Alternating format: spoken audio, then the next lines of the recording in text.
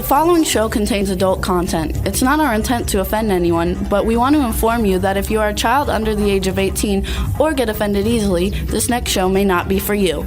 The content, opinions, and subject matter of these shows are solely the choice of your show hosts and their guests, and not those of the Entertainment Network or any affiliated stations.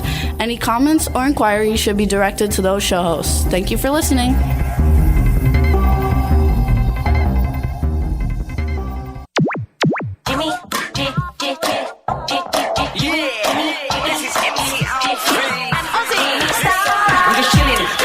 Sitting down and designing, why every man in my thinking, what are we gonna be wearing? Yo, I'm a Liverpool MC, you can't test me, big up the girls inside the party, let's get down to crazy Jimmy, big up myself and known as Alfie, the one and only, the Turkish MC, always love the clothes of Jimmy, British punk, yo, wanna be, Jimmy Star, new celebrity, we'll take you out. Hello, and welcome to the Jimmy Star Show with Ron Russell and Deirdre Jericho, bringing you the good times in music, fashion, pop culture, and entertainment. And man, do we have a great show for you guys today. Before we get started, let me introduce my cool, outrageous man about town co-host, Mr. Ron Russell. Hey, Ronnie. Buddy, how are you today? I'm doing really good, happy about our show, and let's hope we get it rocking and rolling. Meanwhile, you know, we have a new set here, and they went high-tech. So we have this stainless steel table or whatever it is, and the lights are reflecting off of it, and I think I just got a third-degree burn. You look great. I look tan. This thing is like those reflectors that you tan with. I love it. How are you, Chad? I'm doing well. That's like an industrial table or something, isn't it? It's very, very high tech. Don't get smart. You could put Shazam up there and groom that thing. Oh, please don't call him in here. Like down. he'll hop up here. Like yesterday when we were setting it all up, like he jumped up on the chair. We put headphones on him. And he was like super cute. He was like ready to go. Yeah. So we don't want him to knock our cameras out of whack this week. Roger that. Now they're on steel girders and stuff, so he can't do that anymore. The whole studio has been revamped, sort of under construction still. Looks very sturdy.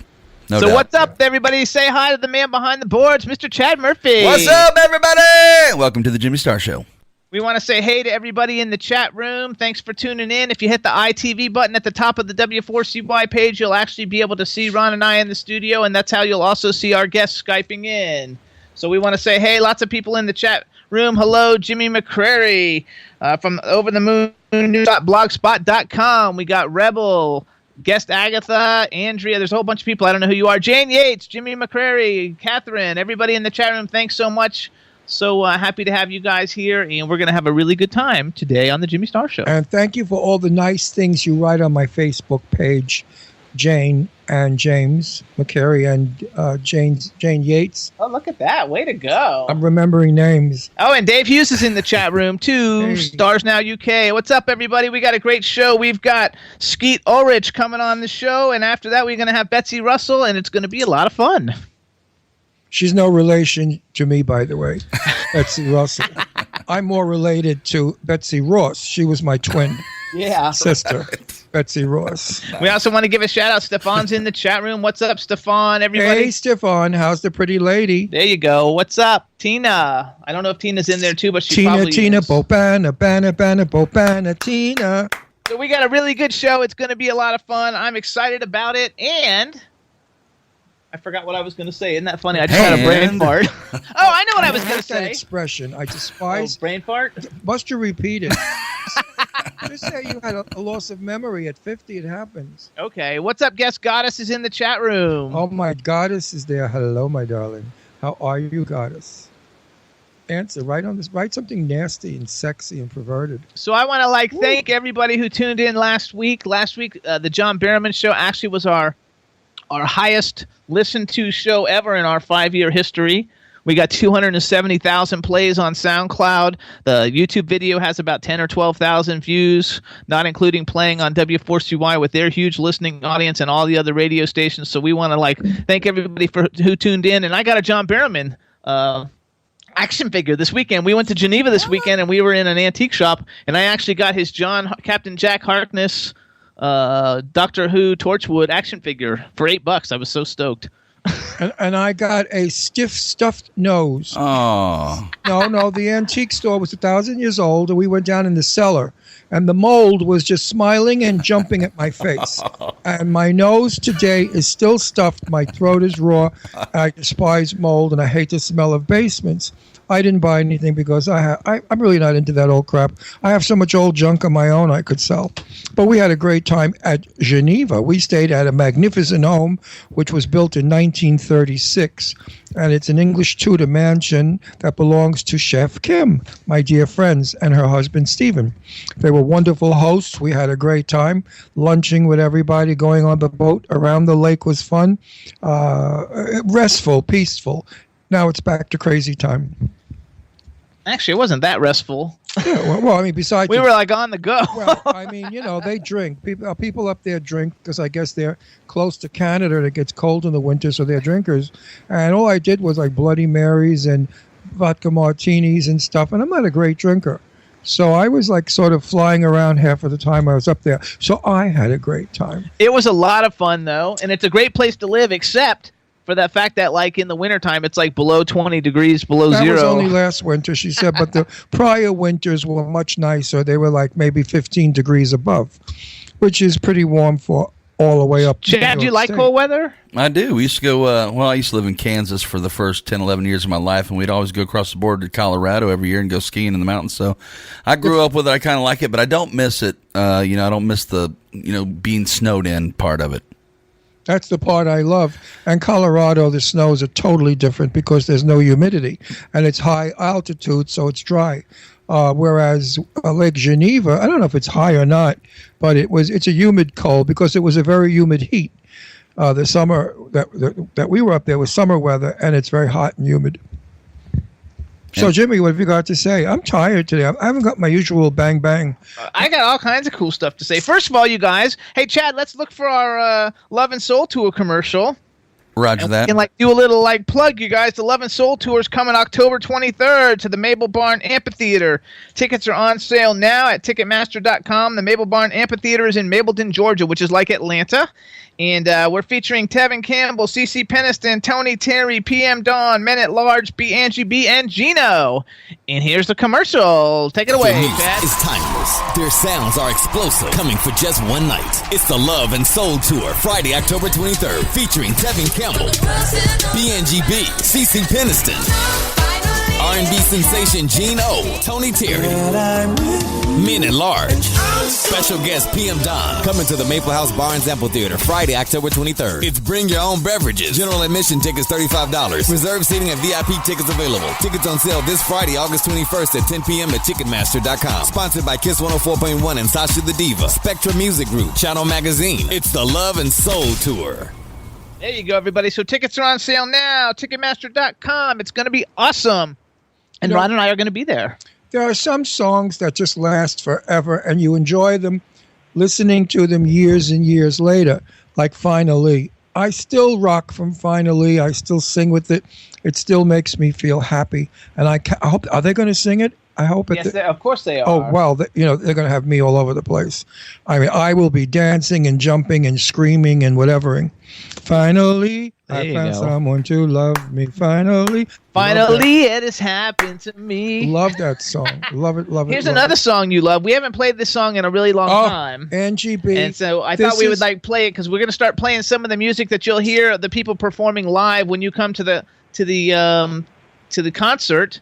Also, we want to give a shout out to Andrew. He's new in the chat room. He's a big Betsy Russell fan, and so here's what we're gonna do. This is for all you lovers out there. This is BNGB, and what's the name of the song? Ron Russell. Love. Oh yeah. Oh, that was good.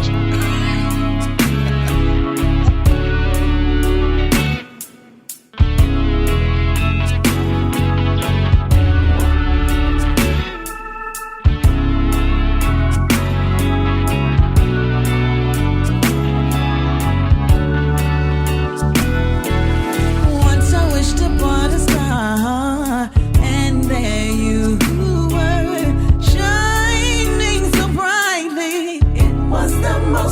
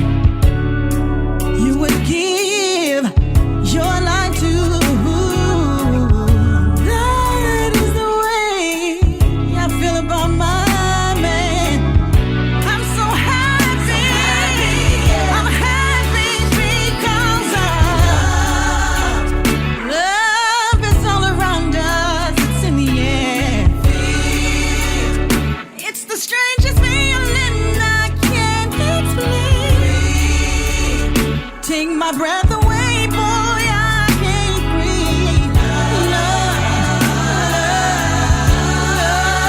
Love, when I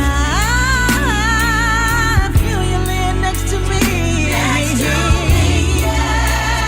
I get chills down my spine. Up and down, everybody knows I love and love with you. Love makes me wake up in the morning. Feels so damn good to me.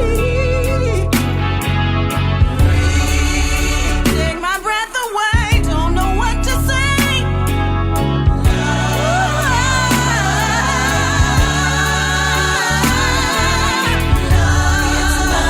It's love, really, really know that it's love. It's love, really, really know that it's love. It's love, really, really know that it's love.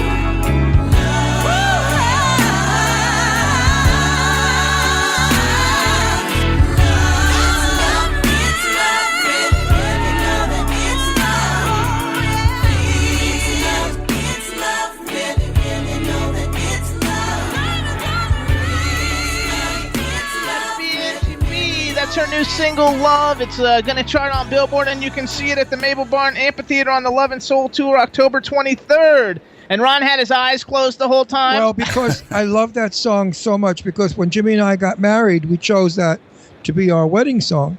And it just flips me out when I listen to it, because I love BNGP. She's a doll and a beautiful girl with a great voice.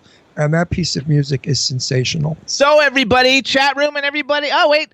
I was just about to announce our guest coming on. There he's coming back. Hey. Hello. Welcome to the Jimmy Star Show. Skeet Ulrich, what's up? How you doing? Thanks for having me. Doing great. Absolutely. So some reason that you just got blurry. Chad, how come you went blurry? That's all good. It was just focusing. Oh, okay. It's just, Drinking. And how come he's so dark? no, He's been in the sun. Yeah, there you go. No, I don't mean his skin. I mean his light. You dummy. This guy's picky.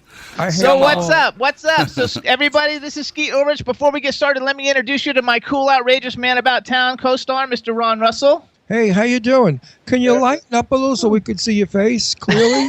No, let me see. Like spiritually or No. Love it. Yeah. That's good. That's good there. Hang on. I don't know what it is. There we are. There we go. No, it's we're us. good. We're good. It's us. Oh, there you are. Now You I look can see fabulous. you. There you go. Why don't you take the hat off so we could get a really good look? No way. And then and then take the There you go. That's Okay. for the fans. now take off the shirt Oh boy. Here we go. and then your jeans. Oh, those are already off. Oh, Just can't see it. well, now take off your underwear That's and all. stand up and clap. With what? Both hands so we know where you are. So before we get started, let me also introduce you to the man behind the boards, Mr. Chad Murphy. Hey, Skeet, welcome to the show, sir. Thank you. Thank you. Thanks for having me. And we've got a chat room full of people. And so how about you give a shout out to the chat room? Hi, Mom. No. There you go. Is Mom in the chat room? She might be. be. You never Yeah. know. Mothers are all over You this. know who is in the chat room, though? You have to give a shout out to Andrea Deaton. I don't know if she runs one of your fan things or not, but she tweets you all over the place, and she's in the chat room. So let's give a shout out to Andrea. Absolutely. She's amazing. I met her in Texas, I believe it was, and she's incredible. Or maybe it was New Mexico. She'll know. Oh, that's But one. yes, she's incredible. And then you also have somebody called Rat Keeper. Do you know who Rat Keeper is? No, but maybe you could help me out. I got problems. No, in the chat room they're called Rat Keeper, but they said they run your Facebook fan page or something. I don't know who they are exactly, but just say, "Hey, Rat Keeper." Hey, Rex. Thank you for everything you do. There you go. All right, so welcome to the show. We're very happy to have you. How's life? Everything going good? Everything's great. Everything's really good. Kids have started high school, which is unbelievable. You have twins or something, right? I have twins, yeah. They just started high school 3 weeks ago, and they're loving it, and that's always a big accomplishment. What'd you get your wife pregnant when you were 19, 15? Ah, I love you even more. You tried No, to get me you don't naked, look and then you like you got- complimented me. This is You going don't look like you got high school kids. I was 31 when they were born. Okay, let's get back to the original thing I asked you. How about frontal nudity? Because I ask all our celebrities that because there was a big thing in Hollywood a couple of weeks ago when what's his name? Jimmy Quick, I forgot his name. Oh, the guy who's gifted. Oh my God, who came on? He said he wants to do frontal nudity. He's a big actor. Oh my God, I can't. You know what I'm talking about? Is it Fassbender? No, it wasn't. But he's he's fine there. Do you think I could remember his name? See, I should really never do this. But anyway, he said that it's not fair to have women doing frontal and not men, and he wanted all his fellow actors to do frontals. Question is, would you do a frontal? Yeah, I think if it fit the, Oh, it was Kevin Bacon. It was Kevin Bacon. Then the chat yeah. room's helping us with that. Yeah, because that was the article. Kevin Bacon wants to show the bacon. That's what the headline was.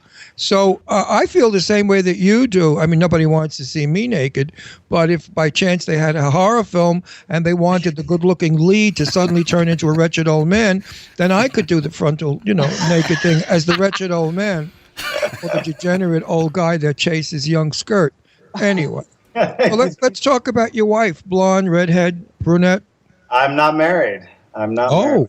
I have a daughter. Oh, yeah? Yeah. My daughter was second runner-up in Miss America. She was Miss Long Island, Miss New York State. She's a blonde, green-eyed Michelle Pfeiffer look-alike. Wow. And she's Italian like me. And she cooks and cleans and keeps her lovely little home. And she'd have a heart attack if he knew she was pimping you out right now. And she's built, and they're real. They're not water balloons. She's not taken. How is that? How is it that she's not taken? Well, it's a long story and one that I can't go on the air with. But she was seeing a very famous actor, and it didn't work, and she's sort of just dating around. Gotcha. Actors tend to be runarounds. Yeah, they can be. They can be. Anyway, she's beautiful, and she's available. Her name is Leslie. She's a tabletop designer, which is... She does what? Tabletop designer. She's a tabletop designer. You would know about that. She designs how to set your dishes and stuff, Tells people how to do their tables for dinner parties and things. I build tables, so that would be perfect. Well, that's there good. you go. Have tables in You common. can build them and she can design them. Right, So exactly. go back to your kids Well, real wait quick. a minute. I'm selling my daughter. I know, Shut up for a minute. Come on. What do you mean, come on? This could turn into something. How do you think actors meet real people and not screwball other actors? This way, by introduction. I will send you a picture of her. Tell me if you're interested. I'll give you a phone number.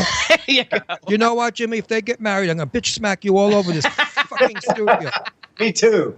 You too. I mean, look, he's a handsome man. My daughter go Of course for him. he is. He's He's got like a nice, total- and he's got good teeth. That means he's healthy. He's like a total sex bomb. All the girls are freaking out over you. Yeah, All the but guys are freaking out over My you. daughter is special. She's extremely special. Not because she's my daughter. So are your children guys? Do you have 2 boys or 2 girls? I have one of each. Oh, a boy and a girl, and they're twins. How cool is that? It's kind of like Escape to Witch Mountain. I know. Yeah, it is. Yeah, I would totally love that. Yeah, it's been amazing. It's like a sociological experiment. Girls definitely mature faster. By Okay. about 2 years. True. Well, do And they get along well? Because do they have the same kind of interests and stuff? They don't necessarily have the same kind of interests or same type of interests, but they get along pretty well. They're like an old married couple. They've been, they know each other better than anybody. They've spent so much time together. They definitely get at each other's throats, but they also have each other's backs. So There you go. yeah, So tell me, do you cook? Who cooks? Who feeds you? I cook. You cook. I do. Yeah. Now, Yeah. you look Latin. Are you Italian, Spanish? What's your background? I'm not sure, to tell you the truth, and that's a long story as to why I'm not sure. But I don't really know my dad, so I'm not sure what his lineage is. I know my mom knows, but I didn't really ask for some reason, so I'm not sure. What's your mother's maiden name? Rudd, Rudd. That's German. Okay. So then you've got German blood. I would say you looked Italian. Could be. Jimmy's Yeah. adopted. I'm adopted, so I don't know what I am either. I think he's Jewish. I hope he's Jewish. I don't know what I am, but we're working. My mom converted to Judaism when she married my stepdad of 25 years now. But that doesn't make me Jewish, but Right. Yeah, well, I'm not Jewish. I just want Jimmy to be Jewish. Because I love Jewish men. I think they're the best men in the world. He acts Jewish. He does everything Jewish. You know, if there's a possibility. Everybody in the chat room says your kids are fabulous, and something thank about you. the girl on the roof. What's the girl on the roof? You must have directed that. Did you direct the girl on the roof? I did, yeah. It's a piece that we made for my daughter so she could get a taste. I've tried to keep her out of it. Well, I have kept her out of the business until she's old enough to, to be able to handle it. And but she wants to act, so she's done plays and all kinds of stuff outside of the business. But I wanted her to have a taste of what it was like to, have to work 16 hours a day on a set, so she could see if she really did want to do that. That's good. Yeah, Did she do it? she was amazing. She won an award at the Williamsburg Film Festival there in Brooklyn, and she's extraordinary in the film. And decided at the end of it that she definitely didn't want to be a child actor, because every time she picked up her phone to text a friend, I was like, no, put it down. You need to focus. And so after 5 days of that, she was like, I definitely want to wait till I'm older. Yeah. Now, is there a way that we can see the film? Is it up anywhere? Or how do people see it if they want to see it? We don't have it up anywhere yet. But as soon as we figure that out, I will let you know. It's done its festival run, so it's possible for it to be seen by everybody. When you're doing festivals, you can't put it online anywhere. Right. So now that that's done, I just have to figure out what's the best way for people to see it. Put it on Vimeo. Well, if you don't mind putting it up for free, you can put it on Vimeo, and then we put our shows up on Vimeo, and they get tons of hits. So it's kind of a cool thing to do. Yeah. Now, will she work under your name? She's Nia Ulrich. So yeah. Awesome. Yeah, another Ulrich. I mean, all my family are race car drivers, so I was the first one to sort of step out of that family business and pursue. Become an actor. Wow.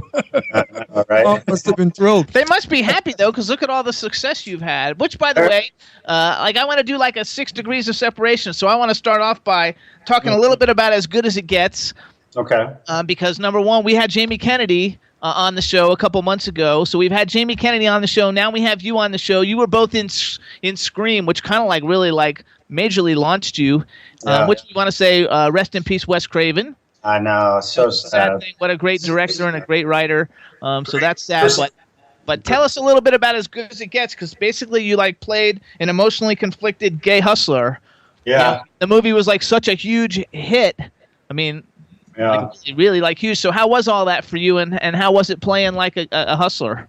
It was a lot of fun. I mean, it was, I had 12 scenes cut out of the movie because Jim's first cut of the film was nearly 5 hours long, and he had so much, we shot so much. There was a love relationship that developed between Greg Kinnear and I that's beyond what you see in the film now. And then the original ending was them trying to bring me to justice, and they sent Jack to go pick me up on the street, which the scene started off with, I'd like to purchase a blowjob. And you sound just like him, too. I talked to him a couple of days ago on the phone. And stay on the air another week, I'll be shocked. Last week, our star, Jimmy, asked him, say one of the lines from the movie that you did, whatever movie they were discussing. Wait. Tell him. We had John Barrowman on. I don't know if you know who he is. Right. He's in Arrow, and he's in a bunch of stuff. And he was in Shark Attack 3 Megalodon, and that's like a cult, B horror film, but it's a really big one. And so his line was... This is his line. I feel like I'm a little out of it, and I want to eat your pussy. So between that and your last sentence, we're off the air for sure. No. My heart will have a nervous breakdown. That's okay. We got 270,000 plays of last week's show, yeah, so but it worked. iHeart keeps sending me notices. Mr. Russell, eliminate the F word. That's okay. Don't worry about it. We love it. Great. Because they think I use the word fuck a lot. I really don't. No. Hardly do I ever use the word fuck. Randomly. Nobody says fuck randomly. Nobody says fuck anymore. We don't do that stuff. But anyway, listen, that word today has become hi, how are you? Because you don't say hello anymore. You say, hey, how the fuck are you? So, it's an endearment. So you got... Well, where I come from in Brooklyn, New York, it's an endearment. It is. I can't believe it. So okay, so you got As Good as It Gets. A lot of it got cut out, but the movie was still like a huge hit. The movie was amazing. I tell you, there were so many great things that happened during it, along with, working with the people involved, from Jim Brooks to Jack, Helen, Greg, Cuba Gooding, who I worked with again later. It was an extraordinary experience. One of the most interesting things, though, was when I was 18, I went to D.C. to see an art exhibit. And it was right at the end of the Cold War, and they had this 10 plus 10, which was they paired 10 Soviet painters with 10 American painters. And there was one piece in particular that I just fell in love with. And I remembered the painter's name, the American painter's name, for years. And his name's Billy Sullivan. So cut to pre-production for As Good as It Gets. They said to me, you need to go sit with the painter to have the portrait painted. And sure enough, it was Billy Sullivan who did the painting for the movie. So I just gushed over him. And, we go. I was living in Virginia when we started doing the ADR for the film. And I flew out, and Jim Brooks met me at my car. And he said, I've got some really bad news. I had to cut so much of your work. It was great work, but I just didn't fit in the film. The film was too long, and we had to stick with Jack's story, of course. And he said, but as, condolence, I want to give you the painting. There you go. Boom. Yeah, so he gave me the painting. I'm not, I don't want it in my house. I don't want a painting of me. So I gave it to my mom, and she's had it ever since and still has it. Sweet. Yeah. And every morning she gets up and bows to it and praises it and say, look at my son. I'm so excited. You guys are back. Hey, Skeet. I wanted to get, but I couldn't get in here. This is our other daughter, and she's one of our co-hosts, Deirdre. Say hello. I love you too. Hey, Skeet, I love you. I wanted to be on, but I couldn't get in hair and makeup fast enough. So that's why I'm photobombing or crashing your interview. No worries. No worries. Nice to meet you too. That's the redheaded daughter. She's available also. Jeez. No, not anymore. Oh, wait. No, open the button. When did you get divorced? Wait a second. Open the button on your blouse. You got divorced? Oh my God, I'm so sorry to hear that. Yeah, well, it happens, I guess. Next time you're in New York, we should go meet for coffee, talk about breakups, divorces. Sounds great. I may be there the end of September. Maybe there's the end of September, you said. Oh, fabulous. Yeah, we'll take you out to dinner. Okay, cool. Awesome. No, Deirdre will go, not us. We don't want to go out with him. I do. That's because you're a homo that's going to get his face punched in. Not from that. Just because Skeet Ulrich. You're going to be one dead fruit in about another minute. He's cute, but I'm cuter. All right, so just in case you don't know, Ron and I are actually married. We're the only gay married syndicated television radio show hosts together. So we're actually like married. So when I say I want to go out to dinner, it's only because you're cool and it'd be fun to hang out. That would be awesome. Congratulations, by the way. How long have you been married? 2 years on October 15th. Awesome. How long have you been together? Much longer. 3 years, October 15th. 3 years. You went quick. Well, I'm kind of old, so we had to work fast. There you go. At my age, time is limited, so you speed everything up. I know. It's same when you're really young. You just jump right in. I'm waiting for Jimmy to get pregnant now so I can have another child. I want to start. Still trying. That's all that matters. I got 2 daughters. Everybody in the chat room who's asking, Deirdre's coming on in a little bit. She'll be on. My actress daughter who's been busy all over the globe auditioning. That's what your daughter's going to have to go through, auditioning and talking and reading scripts. And she had a terrible time. I shouldn't say it, but I will. She was rehearsing for a play, and everybody in it must have been out of their minds because they didn't know what they were doing. And Deirdre's a professional, and one other actor was a professional, and the rest of them she thought just came from a carnival or from some kind of a circus. And anyway, she's left the play, and we won't discuss the name of it to ruin it. But my poor daughter worked all those weeks. That's why she... Three other actors. They all walked. They all left because it was going to make them look bad. That's how bad the director was. The director was from Planet, Zulu.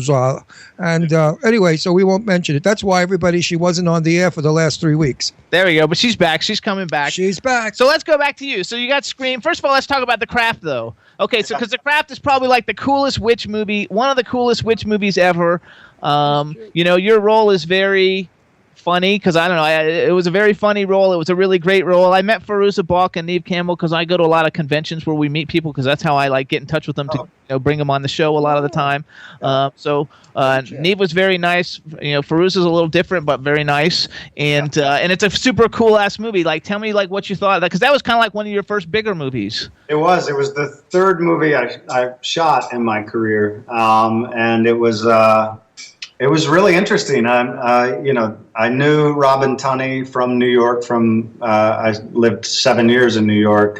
Went to NYU, and I knew her from there. So it was nice to work with her again, and it was a great experience. And yeah, it was the first big film that I had come out, and it came out while we were shooting Scream and was #1 at the box office. And Nev and I were ecstatic, having both been in it. And but it was a really, really interesting part, and something that was kind of tricky to latch onto initially, but that ultimately I really loved to play. Absolutely. I watch it like once a year. Oh yeah. I think it's just awesome. I have a lot of like movies that I like a lot, so I watch them all the time. Just like Scream, Scream is probably like one of the coolest, fun horror franchises that's ever been out, and the fact that you were like in the first one, successful, I would say it's the most successful. And I was like, I was always thinking that it would have been cool if somehow they would have like brought you back, like somehow, bring like Billy in one of the back. last Bring ones, Billy just to back. bring you back because I don't know. I just always thought they might do that, but they didn't do it. But it was a great franchise, and the first one obviously is the best one always anyway. So at least you were in the first one. What? We're always talking about good films. What film do you wish you did not do that you hated the film and the way they directed you, and you'd say to yourself, I wish I never did that film? Which film was that? One in particular that I shot in Amsterdam, called Soul Assassin. That it was kind of a money job because my wife at the time was pregnant with the twins, and I knew I was going to take time off when they were born, so I needed to stockpile some money to take that time off, and I wish I hadn't have done it. I'm glad I did it because it allowed me to be there with my kids the first year and a half of their lives without having to go to work, and but it was a piece of shit. Actually, your fans say it's awesome, man. I mean, dude, you got diehard fans, which it's funny because Lance Henriksen's been on the show a couple times, and he's kind of like a friend of mine. And I talked to him one time, not on the air, but just about like movies he's done. And I was like, dude, some of your movies, I watch all of them, but some of them really suck. And he's like, the ones that really suck, those are like my alimony movies, to make sure I can make my alimony payments. Your pay your rent movies. Okay, it's good. usually the case. I've been fortunate. I've worked with a lot of really talented directors and on some really good material with some great actors. And occasionally, you go through waves of reasons why you do things that aren't necessarily for the art of it. And I agree with you. I did a film that I will burn every copy if I possibly could find it. He won't even let us show it to anybody. No. We all have a movie. No, like in that. fact, Mine's Existential Affair. Wait, we were just up in Lake Geneva with friends, and my friend Sue turned around and she said, "When can I see blah blah blah blah?" Never. I said, "Never."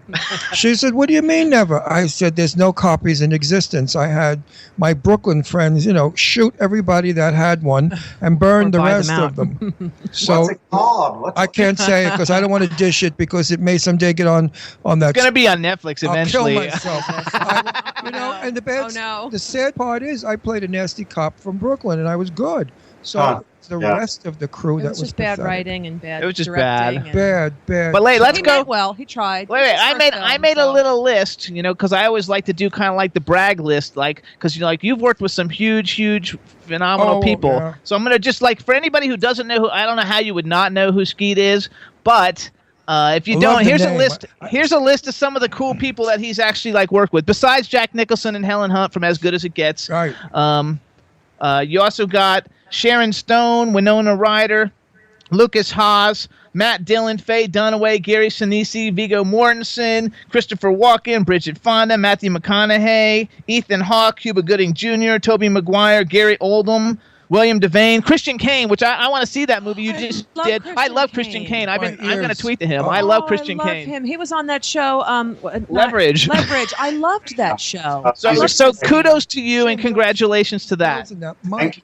My ears burn. You tell me I'm not close well, enough. don't so. scream. Jesus. Let's talk about Christian Kane because you did a movie 50-1. You just did it last year. I watched the preview. Is that out where we can see it?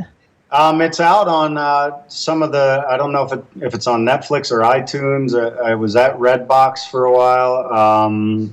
I was on DirecTV for a while. I'm not sure where it's sort of at now. I know the DVDs are out there, and it was in a limited release. I think it showed in 300 theaters maybe for a while, and but now you should be able to get a hold of it. I've got 3 questions for you. Wait. Is Christian Kane pretty cool? Like I've never met him, but I'm fortunate to call him a dear friend. We worked together on a Spielberg series, Into the West, and we met then. That's had to be close to 10 years ago now, and he's salt of the earth, great human being. Awesome. I always love that when I hear that they're really cool. I've heard Chris is very true blue. He's not Hollywood. He's also an extremely talented musician and has a band that has gone on tour. Yeah, but he's supposed to be a very down-to-earth, grounded, salted kind of Midwest boy because I believe he's from the Midwest. And that's what I'm about, because you can shoot the shit with him and have, Hollywood conversation, but then also actually really get to know somebody. I mean, not that I have, but he just seems like it, where you can actually have dialogue where you're like, well, look at us. We're 2 human beings. We both are in this field, and we can connect on so many levels, and we're not intimidated. We're not scared to reveal to each other. He did a movie with Monica in the early 2000s called Love Song, and he played she was like a singer, and he played like a rocker singer guy, and they were dating, and he was black and she was white, and their parents had a heart attack, and it was a really good movie. I have it on VHS. Everybody should see it. Love Song. It's really good. I love I have 3 questions for you. Number 1, how'd you get your first name? Baseball coach when I was 10 said I played outfield, and he said I was small and fast like a mosquito, so he started calling me Skeeter. And then it's spread all around the school like wildfire and around my family until the point that anybody called me Brian, I wouldn't even turn around. Right. Oh, now, what's your real name, Brian? Second question, Sharon Stone. My daughter worked for Platinum, Leslie, my other daughter, in Hollywood, and she handled Sharon. What did you think of Sharon Stone? Tough broad, right? She is tough. She was really sweet to me. That was the second film I had done. I played her brother. It was Bruce Beresford directed it, who is an Oscar-winning director. I did Tender Mercies and Black Robe, and many beautiful films.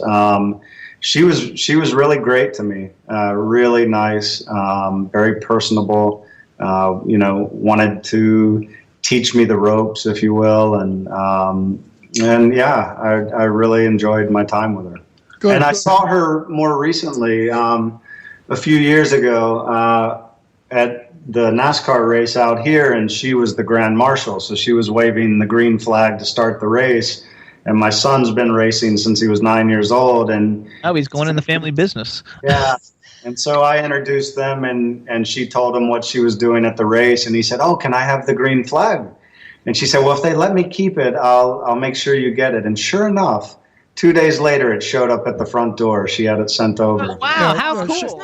Yeah, Sharon, Leslie used to go to Sharon's house, and she said Sharon was absolutely drop-dead gorgeous because she came down without 1 drop of makeup on, nothing. Her skin was just creamed, and Leslie said she's very beautiful. Third question is Christopher Walken. I know Chris. I used to ride the BMT with him when he was on Broadway as a young guy of 19 when he was in The King and I. And his parents owned Walken's Bakery on Broadway and 31st Street in Astoria, Queens. So I got all my birthday cakes from him. I haven't seen Chris since we were 21 years old. I'm dying to run into him, and I will one day. I've got so much to talk to him about. I love him. Tell me, what's that crazy bastard like? He's exactly like that. He's immensely talented, as everybody knows. Absolutely. And that was probably the 5th film I did, the one we did together for Paul Schrader. And initially I was quite intimidated, but he's just so easy to be around and to work with. And he has his eccentric behaviors for sure. But one time I had to use the bathroom. I knocked on his trailer door because it was closest to the set, and he answered the door, and I looked inside, and he had a fish in his hands, uncut, unscaled, and he was just gnawing on it. And I was like, Chris, what are you doing? And he looked up and he was like, having lunch. Oh, I guess he likes sushi. That's taking sushi grade to another level. He was either joking or the fact that they're German. German people eat fish that way. I would never do that. Uncooked like that, just raw? Oh, yeah. Don't you eat sushi? Chris Walken, sushi, Chris Walken was funny. Even when he was 19 years old, he used to wear a red shirt, white tight dungarees, red socks, and white tennis sneakers. And that was his little outfit. And he was always peculiar. I knew his wife very well, his ex-wife very well. She's gone on to becoming an agent for actors. She used to be out of Queens Plaza, Queens. Now she's in Manhattan. Georgiana Walken, who's a doll, too. They got divorced. They've been divorced for years, Georgiana and Chris. Yeah. He might have another wife. No. He's never married. He never remarried. Okay. No. He's I believe what? I thought they were together when we worked together. Oh, they might have been back then. Maybe back then. But, yeah, they might have been. No, but they've been divorced for a while. Okay. They've been divorced for a while. So let's go. First of all, we want to thank everybody in the chat room. They're posting up like tons of like pictures and like they're like, here's sexy pictures of Skeet. Lots of them are about Jericho. So we have to at least mention Jericho in your body of work because it was a great show. Why don't you speak to that a little bit? Because like there's a lot of Jericho fans in the chat room. I have to say, of all when you work on any project, you become intensely close with the people you're working with. It's, you're away from civilization, if you will. It's like a traveling circus, and you get so tight, and you hope to keep up with each other. And of all the jobs I've done, Jericho is the only one that the cast has kept up with each other, and on a weekly, if not daily basis for most of us. It's that extraordinary of a group of people, from John Turtletab to Lenny James, and Alicia Coppola lives right down the street from me. Kenny Mitchell lives down the street. It was such a great time for all of us. It was sad what CBS did to the show. They basically blamed us for their marketing mistakes. And that cost us the show. But what else? Yeah. But actually, too, like, because they're your Jericho fans seem to be like the most vocal. Pull your hat off one more time and play with your hair for them. They're all talking about how great your hair is. So there you go. You still have your hair. That's nice. You still have all your hair. Fantastic. You have to make a man bun in the back. That's not long enough to do that yet. Yeah, sure it is. You can do a man bun on the top. I had to cut it a few weeks ago for a show that coincidentally Alicia Coppola and I are doing for John Turtletab. And so I had to cut the length off of it, but it was down to here in the front. Actually, you sent me a picture of that, right? Yes, I did. I was going to use it, but then I thought people might not be able to tell that that's you. That's why I didn't want to use it. It was cool though with the long hair. So, do you have something that's your favorite work, or like your top 2 or 3 favorite works of all the things that you've done?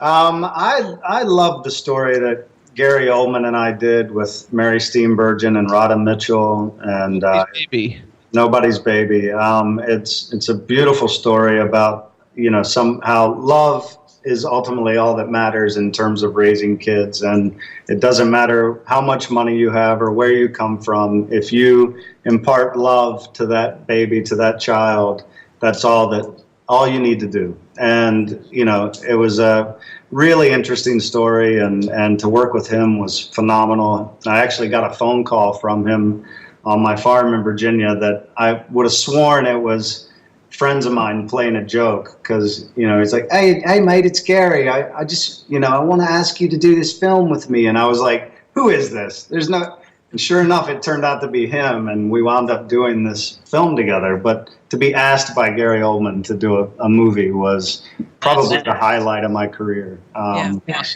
That's true. Just this beginning of your career, the real highlights will come later on when you're getting an Oscar. Oh, from your lips. Okay, so from my lips to your ears to do great work. You can get that out. you actually do, though. You don't have a lot of stinker movies. A lot of people we have come on, like they've got like a great body of work, but they all have a lot more stinker movies. You don't really have too many stinker movies. Well, I've been smart. I've saved my money. I could have been the guy driving Ferraris around town, and I've put my money to good use and saved it so that I don't have to do a lot of that stuff. Yeah. Good for you. Now, where are you living? Don't give us where. Just give us the town. I'm in Los Angeles. Okay, you're in L.A. City. We has L.A. and Virginia. You Yeah, still have a well, farm? no, I sold that farm in Virginia several years ago now, unfortunately. But that's all right. I mean, the place we have here, we've lived 10 years, and my kids know it as home, and I hope to never have to get rid of it. It's a real... It's a beautiful place in LA. I don't see any other houses. I'm surrounded by redwood trees and mountains, and beautiful. Yeah. Yeah. I have a good idea where you are now. Now, I have a question about training, because I'm always I love to know where they came from as far as training. Are you one of those stories where you just kind of hit it? You never really had any training. You kind of fell into it and you nailed it. Or did you study with anybody? What technique did you do? How many months or years of training did you do before you hit your first role? Well, I was a very southern North Carolinian. I had open heart surgery when I was 10, so I had all this post-traumatic stress in my shoulders and this real southern accent. And I knew if I wanted to do anything, good in this business, I had to study, and I had to do the voice work and the body work and all that. So I went to NYU. Fortunately, I found David Mamet and Bill Macy's program at Atlantic Theater, and they were still teaching when I started going there, along with Liz Hemmelstein, who's one of the top speech. She's now does Nicole Kidman and Naomi Watts. She's their speech dialect coach, and she did all the vocal work. This incredible voice coach, David Pittu, who's still there in New York working. He basically assembled, some of the greatest people to really remold me personally into an actor. And aside from, their technique and training that you got on top of it, and I was there 4 years. Oh, nice. Yeah, and we would do plays, and so I did about a dozen plays, I guess, 10, 12 plays in New York. All under the school umbrella, but still, performing on stage in New York was... Explain to our viewers, because I don't think they're going to understand when we said body work. You had to learn the body work and the moves. Explain to them what that means. Well, I mean, ideally, you want to find what's known as neutral, where, your body is relaxed, everything's in alignment. It allows you to connect to your breath, which connects to your emotions and gives it a free space to come out of you. And it takes a lot of work to get, everything loose and in its right place, so that if you were to create a character, you know where center is. And then you can twist him wherever you need to twist that character physically. So you have to be able to find that starting spot, though. My next question is, and I love to do this when I'm on set or if I'm around anybody that either has old scripts or has a new script, because I love to look at my old scripts from prior work, and I see all the scribblings, drawings, I mean, everything. I find everybody's script or the sides or the work that you do on paper, it sort of is a reflection of what's in your head at that moment when you're sort of doing your discovery and your backstory and all of that and your choices and risks. And so what does your script look like? Let's say pick one of your prior films. If you can Scream! Remember, yeah, Scream. Or I Love the Craft, or, something that you can remember what a page in one of your scripts. I've done different things through the years, like the movie Touch that I did with Chris Walken. I basically played the second coming of Christ in modern day LA, this guy who could heal people and had a girlfriend that Bridget Fonda played. And, I always noticed as I was learning material that I felt like I could feel the page turn in my head as I was performing. So I took the script and cut out every bit of action, every character's name, anything that wasn't dialogue, taped it all together, and had like 5 long strings floor to ceiling that was everybody's dialogue. And learned it that way. Now that I only did that once. I only did it one time. Well, I was the only one that did that. Oh, you've done But I that? love that because that's like that's a true moment. You know, when they say a character, you know, the actor is in the moment of the character. Moments like that you just said to me is a reflection of the moment of Skeet, of becoming. Yeah. Of your sort of your mental process. And I always find it so interesting because every single actor is so different, and every single film that you do, play, TV, or theater, its own entity. It you do something different for it. So it's always curious. I love to get in people's Well, if heads you and read see. one of my old scripts, you're going to see LS, LS, LS. That means line stinks. I thought it meant leave screen. Well, you know, sometimes they write a lot. Like, listen, I've got a certain voice, I've got a certain personality, and the writer did not write that for me. He wrote it for his character. Have any of your girlfriends or wives ever given you shit or been really jealous with any of your love scenes with any of your co-stars in any of your movies or TV? Good question. Probably Sharon Stone. I've never done an actual love scene. I've done pre-coital and post-coital, you know, before and after Right. the Or love. even just the kissing, like just another girl kissing you and snuggling you and, you know. I mean, for sure, yeah, and I can understand why. I mean, it's uncomfortable, you know, it's for them to watch.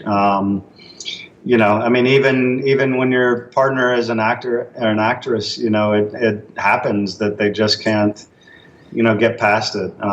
It's a natural human reaction. We're in a very different business that, you know, that's okay and it's part of what we do. But You didn't watch it where Alexander Skarsgård had to kiss Ryan Quanten, and they were doing some, you know, open mouth kissing without tongue. But Right. you know, so it's always fun to hear from, you know, guys. If you watch that, would you ever do that if you were Alex or Ryan and you and that was called? And If you had I to ever kiss made a another man? movie with George Clooney, I'd say kissing is good, feeling me up is better. I wouldn't. It's fine with me as far as an actor. If I have to kiss another actress, I mean that's, you know, it's. I think if the story support, you know, if it's some bad film, you know, and it's just out of place and somebody trying to, you know, be salacious, you know, I have no interest. If it's But if it's Brokeback Mountain, they happen to. Well, that's my point. If it's a love story of that nature, and that's, you know, I have no problem with it. I think portraying that is art, not. Yeah. It's for the quality of the film, and Exactly. it's actually what the film is based on. You know, it's the love affair, like Skeet was saying. Then you're not making a mockery of me. Because Otherwise, they're it's doing so much sensationalism. of that now in films, especially with Caitlyn.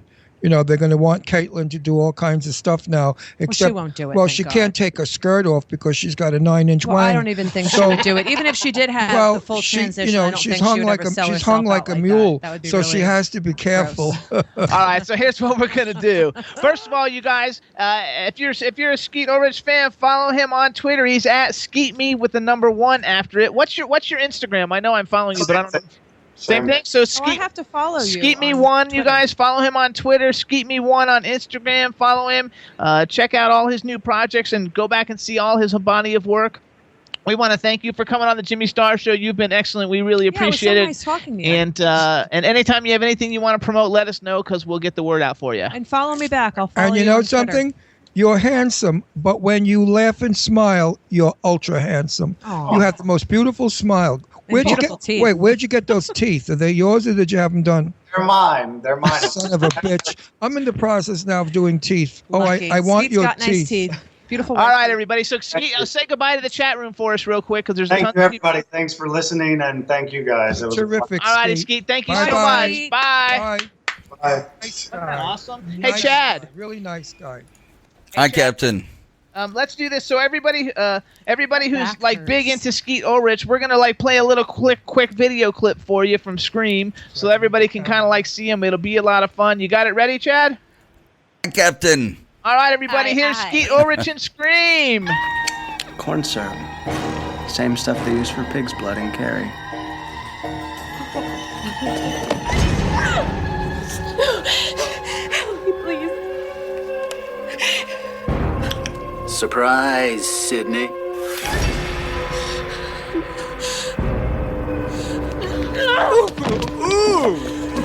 Oh, now, whoa. What's the matter, Sydney? You look like you've seen a ghost. Why are you doing this? It's all part of the game, Sydney. It's called Guess How I'm Gonna Die! Fuck you! No. We already played that game, remember? You lost. It's a fun game, Sydney. See, we ask you a question, and if you get it wrong, booga! You die. You get it right, you die. You're crazy, both of you. Actually, we prefer the term psychotic. We'll never get away with this. Oh, no? Tell that to Cotton Weary. You wouldn't believe how easy he was to frame. Watch a few movies, take a few notes. It was fun. No! Oh, where you going? Why? Why did you kill my mother? Why? Why? You hear that, Stu? I think she wants a motive. I don't really believe in motive, Sid. I mean, did Norman Bates have a motive? No. Did they ever really decide why Hannibal Lecter liked to eat people? Don't think so. You see, it's a lot scarier when there's no motive, Sid. We did your mom a favor, Sid. That woman was a slutbag whore who flashed her shit all over town like she was Sharon Stone or something. Yeah, it would put her out of her misery. Because let's face it, Sydney, your mother was no Sharon Stone.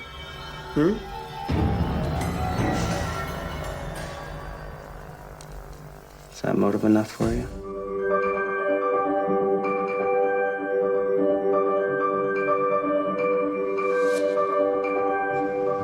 There you go. Everybody, Love so that. we had a great time. Scream was awesome, and hope you guys enjoyed Skeet Ulrich. And in a little bit, we're going to have Betsy Russell Betsy coming Russell. on. It's going to be a lot of fun. And welcome back, Hi, Deirdre. everybody. Welcome back, Connor. She's back. They're here. Or what was it? They're back. No, they're Actually, here. everybody in the chat room says they're loving it, so you gotta love it. Love Also, everybody too, He you was can a very good guest, and he's really He's good really looking. good looking, And yeah. I said the same Ooh thing, la and la, he's very sissy nice. bone. I hope he does meet Deirdre for I know, coffee that'd in be New great. York. everybody in the chat room saying hi to you. Hi, everybody in the chat room. I missed you guys. Did And you guys miss me? They missed you. A lot of people, Aw. yeah, over the Yeah, I weeks. know. I got some emails. They were Oh, asking, poor where's Star. Deirdre?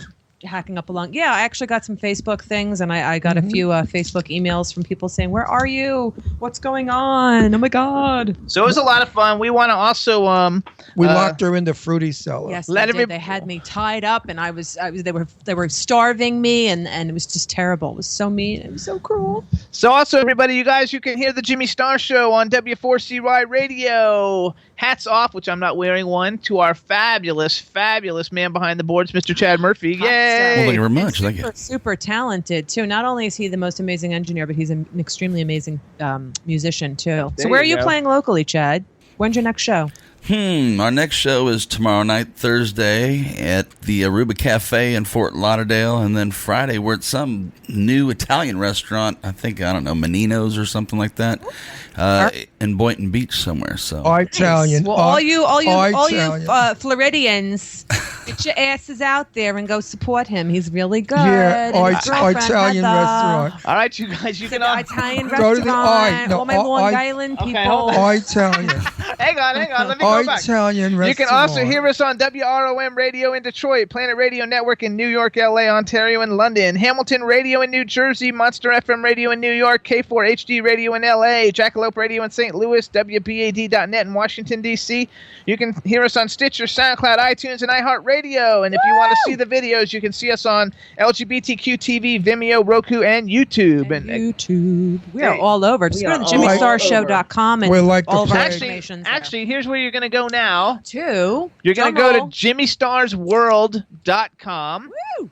Check out JimmyStarsWorld.com. There's links to everything. Videos from the last couple of interviews that we've been having are up there. That's been helping us get a lot of hits. Also, all the stuff from Jimmy Star Brand and Jimmy Star Brand's eBay store. If you click the shop button, you can hit the link and it'll take you to the eBay store. There's 600 or 700 items up there. Jimmy Star Very Brand. cool A stuff. lot of new shoes that we just put up. It's all really, really cool. So please check out JimmyStarsWorld.com. It's really awesome. Jimmy, I thought it over. and I want a pair of those black patent leather with the zipper on the side. I think I want some women's shoes. We need to check out the women's and see what designs you that we could can buy come the up with boys' for shoes. women's. Some of them look like girl shoes anyway. No. You know the ones I mean? The black patent I leather? put them all up for sale. They're gorgeous. They're black patent leather looking. I don't know if they're puppy. No, they're patent leather, Oh, and they're they have a patent black. They have a black bottom to them. Yeah, and they have They a have a zipper, zipper, a on gold the zipper on the side. side. very It's really cool. cool. On the Well, back. I tell you what. Wait, hang on. You know why? I saw similar by what's his name, and they were $350. Michael Kors. Michael Kors, and these are not anywhere near it. So they're good Michael Kors copycats. Well, you know what would be really, really cool is if you got those new shoes and then you could get a cape because you could go to Hogwarts College for real. Because guess what? Somebody opened up a Hogwarts. Oh my God, that in is the coolest thing Southwest ever. Poland. I would go there. Southwest Poland. Southwest Poland. You I don't know have about to that, go to but- Poland. You It's gotta be out of your 4 mind. days, $345 for 4 days. Here's what you get. You get 5 lessons, mandatory meals together in that big room where they had that in Harry Potter. And so when you get there upon arrival, to know which house or dorm you're going to be in, like in the movie, you go and everybody's there, and the hat tells you which dorm you're going to go to. So you're either going to go to Faust, which is knowledge and power, or you're going to go to Molin, which is loyalty and cunning, or you're going to go to Sendivogius, which is courage, honor, and diplomacy, or Durentis, which is diligence and valor, or you're going to go to Labusa, which is foreseeing, Labusa? daring, or creativity. La Yes. busa, la la la la la la. No, this is busa. witchy stuff. How awesome is that? Chad, would you go? I would go in a heartbeat. I love Harry Potter. $345 is nothing. $345. It's the Well, yeah, but airfare. it's gonna, to get you. Yeah, that's Yeah. right. That's what'll get But you. how cool is that? And it's called, and oh God, is what's her redhead? Is she in the witchy poo over there? Redhead singer, beautiful, talented. Shannon Name, Leah? name. I don't No, redhead. Shane. My sister Oh, Shane. Yes. Shane. No, she's Shane. not there. Shane Damn Layton. it, because I can't pronounce this word. It's Czocha. Shizaka. Shizaka, College of Shizaka Witchcraft College. and Wizardry, it's called. So everybody can Google it. It's $345. The next session is going to be April 16th through the 19th. So Sounds good. Google it, check it out, and let us know. Send pictures. If somebody goes, I'm dying to go because I love Harry Potter. I do too. Good. Harry Potter. I do too, but I'm not going to Poland. Oh, I will. I would love to go to Poland. I think I've been there. Really? I I've haven't never been to Poland Poland. yet. How could you not remember being? Warsaw. I would I've love been to a go lot to of Warsaw, places. Poland. Yeah, Yeah. I'm pretty sure I've been He's there. been in a lot of places. Okay. Don't let me name where they've been. Oh, please. I'm not even going to go Don't there. let me So name the wrong. places he's been in. Oh my honey. God! Wonder he's still alive. Stop that. That's so misleading and horrible and terrible. Anyway, did anybody watch, speaking of horrible, misleading, and terrible, let's go into the VMAs, which I did not watch, so I can't. I didn't watch them can't either, but I offer read up too some of much the commentary, reviews. but I've heard it was terrible. What? The VMA Awards. MTV VMAs. So I'm going to go right to you, chat Wait. room. What does VMA stand for? Video Music Awards. You know, MTV does theirs every year. That's boring Well, crap. apparently Miley Cyrus, they wouldn't allow her to perform because she just is so extreme and outspoken. Her outfit was awesome. It was like So this they- little chain thing covering her boobs. So they asked her to host it. And apparently she was extremely risque as her usual and quite salacious and her usual and up to her usual antics. So I didn't see it, but all the reports were that it was horrible, it was disgusting. It's gone completely out of the direction of what it was meant for originally, which was Video Music Awards, and it's become this carnival of freak shows that's just for pure sensationalism. So chatters, The biggest thing. What do y'all think The about biggest that? thing about the MTV VMAs is that Kanye West announced he's running for president in 2000. I'm something. leaving the country. Okay, I'm going to put this on record. Video, voice, everybody listening, everybody that's going to listen to the recording of this later on. I promise you, if that ever happens, I am going to live in Canada because I can work legally in Canada because If you my see mother was something- Canadian. Going to Toronto so I can do film work. What do you in think of Toronto. Kanye? What do you think about Kanye for president, Chad? No thanks. Yeah. No thanks. I think exactly. everybody I'm was Bernie saying Sanders that. all the way. I I'm saw publicly I saying saw it. all this stuff. I Feel saw the all this stuff burn, baby. online, like Feel the saying like burn. ship him out of the country and like get rid deport of him. him and and take. stuff. Oh, meanwhile, did anybody speaking of Mr. Future President West? Has anybody seen our possible first lady in her outfit that she wore to the VMAs? That tan khaki thing. So what they did was they put a picture of her in that because she's very pregnant right now, and everything is also very pregnant on Who's her pregnant? because Kim Kardashian, his wife. Oh, I thought you meant No. I thought you were I was talking like, I about. didn't know what you were No, talking so about they put either. They put I a thought she picture was talking of about Clinton. Oh no, they put a picture Pregnant? of Kim Kardashian. You know, she's very, very pregnant, and the penguin. It's going around Facebook. I think I may have even posted it on my Facebook. I don't even know. So go to my Facebook and reference, or just kind of Google it. But it's utterly hysterical, and it's so true. Absolutely. Oh my God. Smell Shazam's I want to give a shout out Yeah, too. Shazam This Cindy, smells really Cindy bad. Lady Lake. Bad Hello, breath. Cindy Lady Lake. Welcome, welcome, Hi, welcome. Cindy. Yeah, he A lot of smells people really are saying bad. they didn't watch it. They just watched the outfits. And Yeah, stuff. I think that's what everybody that's intelligent did. Nobody intelligent watched it. No offense to those of you who did watch it. We were but that was driving. kind of an Well, I have to- unintelligent move. Shazam, your breath stinks. I missed the Did he VMAs brush from his like the teeth? 80s. When I they don't were think good. So. That's when they were good. Remember when David Lee Roth, he would come on and perform. I mean, it was just so great. It was I truly went when about they the had it in artists. Miami. I went. It was awesome. Yeah. I had a blast. Even like the 90s were great. The VMAs were still the VMAs. But for all of you the Fosters fans, which I'm a big fan of, I love Peter Page. I've had the pleasure of meeting him, Oh, which is Peter awesome. Page? Yeah. Love Peter Page Peter. is the co-writer and Of what? producer and co-everything of The Fosters. It's about two lesbian women that foster children and then Right. adopt them as their kids. Lovely, lovely. Peter Page is quite Pure, a writer. innocent, wonderful, extremely intelligent, fabulous messages. It's a great, great, great things for everybody to watch. But Rosie O'Donnell is dating again. She's in love, and she's apparently been dating somebody, again, who I know, that I'm totally, utterly shocked because I didn't know she was a lesbian or curious about the lady pond. Tatum O'Neal, one of the youngest girls to ever win an Oscar. Tatum O'Neal. She used to be married to John McEnroe. Yeah.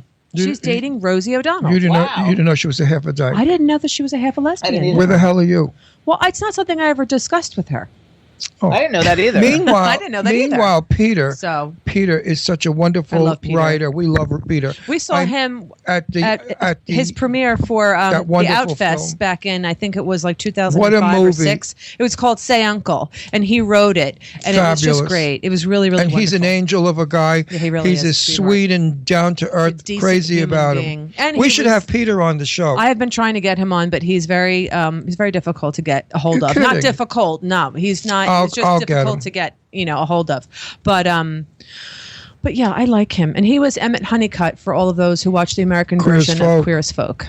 I love him. He played Emmett great Honeycutt. writer. I met him at a festival flea market in the one on La Brea. when you were talking about in the Beverly. chandelier. We were talking about the chandelier, and we were like both not arguing over it. He was like, "Were you going to buy that?" And I was like, "Were you going to buy it?" He's like, "I like it." I'm like, "I like it too." And then and then I go, "Ah! Oh my God, Emmett Honeycutt!" And he started smiling, and then we started talking, and I told him that my dads were gay and this and that, and then we became like friends for the moment, and he offered us to go see his premiere of his movie Say Uncle at the Outfest that was going on. Great and I movie. said, yes, can you get 4 tickets, because I have to bring my dad, his boyfriend at the time, and my sister. And he was like, of course. And it was so great. We went to the after party. It was tons of fun, but it was nice to be able to support that. But yeah, so Peter, if you ever listen to this, we would love to have you Yeah, on. Absolutely. I remember that moment. at Peter the and flea I have a market. mutual friend, Taya Gill. I yeah, know that's right, Taya's Taya. one of my best friends, so I will call Taya and ask her to get Peter. Look at my dog. Well, that was all Shazam. my gossip. That's all I got. I didn't really do a whole Do you lot. believe? I have no way of finding out. Maybe you can. Are Angie and Brad really divorced? I don't know. I don't know. I have no way of getting in touch keep with saying Angie. that. because I don't talk to her anymore. So. Yeah, neither do I. She's kind of like gone on another world. Well, then I heard that her health was back again, and so I don't know what's going on. The rumor I heard I was hope not, they're both because- bisexual and they had a lot of whatever. Is this the Well, crappy so rumor? what? I mean, that's Yeah, but I think maybe they had a lot of party sex and that kind of wrecks a marriage. Oh well. I think that wrecks it too. I don't know. I'm assuming now. This is the dirty gossip. They had a little fling early on in her career that nobody really knows about. That's right. And that's all I'm going to say about it. And then, they both went on, and she got married a few times after, and he did as well. And then we all know when they, hooked up again and they came back together. So, they're like two ships in But the wait night. a minute. They can sail and they can go back. She never took Brad Pitt away from the homely girl.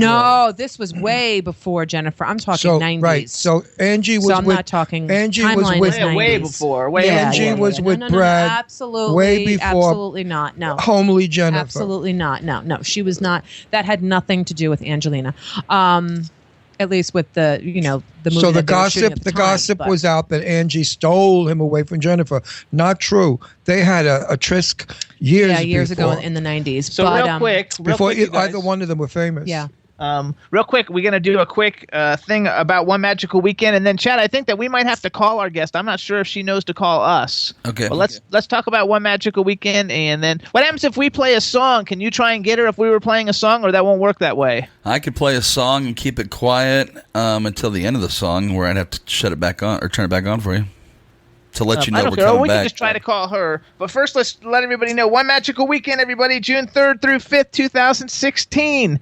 At Walt Disney World Resorts. We're going to be staying at the B Resort and Spa. Ron and I will be there. We had a blast last year. It was a lot of fun. Blast! And, I'm still recuperating. And and it's a really great time with a couple 100,000 really good looking gay people, and it's just a lot of fun. A lot of great music, a lot of dancing, a lot of rides and amusements and all that kind of stuff. So please check it out. Go to onemagicalweekend.com. You can reserve your rooms now and follow us on Twitter. It's at #1 Magical Weekend. And I will not be there because it's just utter mere torture and not fair. So I won't be No, there. but there are straight people there too. Like 3. I'll be No. like, hi, come hang out with me. There were approximately 6. 6. Okay, But there wait a you second. go. Well, Are they doing it in Disney World again? of course, they do it every year in Disney. What is it called? Disneyland or World? Which one is it? Disney World. Disneyland is Los World. Angeles. Los Disney Angeles. World is Florida. So we're doing it the same thing? Yeah. So Chad, let's go ahead and see if we can get in touch with Betsy Russell. No music. Well, if you want, you can. I'm on Skype, you guys, and some hooker person just asked to add me. I hate that one. Skype should be like a loan for people. We shouldn't have to worry about that. I don't know how they find me because my name is not my real name on Skype, and I have it on completely private. So I don't know how these women are, and I'm getting the same thing. I don't know how they're finding me. Hello. Hello. Oh, hit the video button. 1, 2, 3. 1, 2, 3. Can you hear me? Hold on. It's a computer. Okay, See me? that's fine. Hey, Yes? Yes, I can hear you, but I can't see you. Do you have a video? Chad, is that what you should do? Hit the video button? Hit the video icon, yeah. Chad? Yes. I got to unmute my mic. Yes, I got it. Okay, here we go. Yay! Hello. Welcome to the Jimmy Star Show. Pretty. Thank you. Of course, they just started doing construction 2 minutes ago outside. So can you hear me? Yeah, we can hear you. That's good. Just kind of like talking. You look beautiful. So You welcome. do. Before we get started, let me introduce you to everybody, starting off with our cool, outrageous man about town, Ron Russell. Okay, dear. We had a divorce. And in the divorce, it said you will not use my name, Russell. And here you are still using Betsy Russell. You owe him royalties for Now, that. I don't like that because if you do anything out of the way with other men, it's going to reflect on me. They're going to say Ron Russell's ex-wife, Betsy Russell, has been running around town. Where's my alimony check? Hang on, what? Where's my alimony check? Wait, hang on. In the mail. Heard that before. She's heard it before. Hey, Betsy, let me tell you something. You're drop dead. You're gorgeous. Thank you. You're a beauty. Oh, I woke up this way. I woke up looking just like this. Good. All right. Sure. That's the only way to wake up. Mm-hmm. Then we have Vixen, Diego Sorrego. Hi, nice to see you. And we have the man behind the boards, Chad Murphy. Betsy Russell, thanks for taking the time out of your day. Oh, I like that voice. Isn't I that know. he's like the superstar. And then I'm Jimmy Star. We want to welcome you to the show. And we have a chat room full of people. So say hello to the chat room. Hi, chat room. There you go. That was perfect. So welcome to the show. I like the way. I'm excited to have you on. I love all your body of work. And you know what? We have some. Jimmy, don't shout. You said you love my body. I'm sorry. Yeah, your body of work. Oh, I'll take it. Okay. And we have like a few separation. Oh wait, now I have. Oh, yeah? Chad, why do I have an echo? Because you're so loud, you're so mic. There we go. Okay. I didn't know that was you in private school, and we've had Matthew Modine on the show a couple of times, and I saw all your movies when I was like younger, but I didn't actually get that was you in all those movies until I researched it back. I'm a big horror movie fan, and so I Saw is like my thing. I even have the pink pig from Saw 3. She's really pretty. I bought it in an auction online, and So I didn't know that all these other movies were you. So I want to kind of like talk a little bit about some of the things that you've done starting from the beginning, because one of the things that I like absolutely love so much is Trapper County War. Believe it or not, I have it on VHS and I've watched it 100 times in my lifetime probably. It was such a cool movie, and it had Rob Estes, and he was super cool, and he was on I'm like a Melrose Place, Beverly Hills 90210 kid, like the original. Right, yeah. And so like I thought that was like the coolest like movie ever when I only have it on VHS. I don't even think you can get it on DVD. But real quick, for anybody who's never seen this is a great Betsy Russell movie. It's really fun, and just give us a little something from that movie. That's like something about it. You liked it, you didn't like it. It was a great movie. It was a good beginning, or something like that. Rob Estes was teaching aerobics down in the hotel spare room, so that he and I would stay in shape. We became great friends, and Noah Blake was on that as well. And we just had a great time. It was really, really fun. And I think, they fired a director, hired a new director. We just had a blast. What else is there to do? You're 20 on location, but have fun. All right, now she has to answer a question of mine, because I am totally confused. Okay? That's terrible. Why? How on earth could you look as young as you look and make a film with Rory Calhoun, who's been dead for years? Tell me that. I made that film when he was alive. Absolutely. No, he came back just for her. He came back to ask for Pete. Right. Of course, you were an old man when you did. Yeah, but he was playing jokes on us, and tons of fun. Again, just had the best time working with all those, fun actors. He was the most beautiful man in Hollywood. The 19th. He was?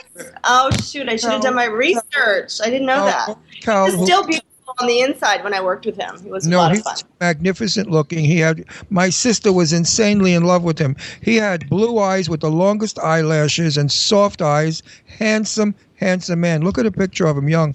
Especially the movie How to Marry a Millionaire with Betty Grable, Marilyn Monroe, and Lauren Bacall. He was in that? Oh my He played the Mountie guy that Betty Grable fell in love with, and she thought the forest that he took care of, he owned. It turned out he was just a forester.